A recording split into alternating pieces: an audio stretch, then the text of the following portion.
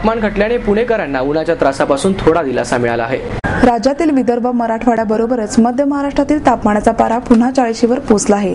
पुण्यात गेल्या आठवड्यात 37°C पर्यंत उतरलेल्या कमाल तापमानाच्या पाऱ्याने मंगळवारी पुन्हा 40 गाठली।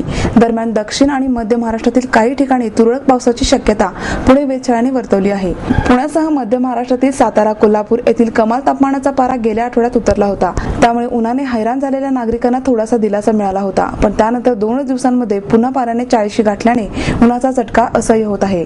राज्यातील उष्णतेची लाट, कमी दाबाचा पट्टा, ढगाळ हवामान व तुरळक ठिकाणी पाऊस ही स्थिती कायम आहे।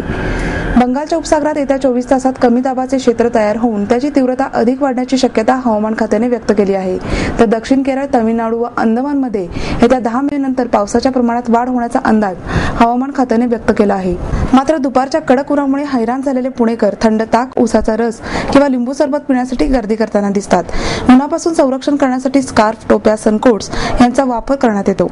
आपलं स्वप्न, आपलं मन, आपलं स्वतःचं घर हेच खरं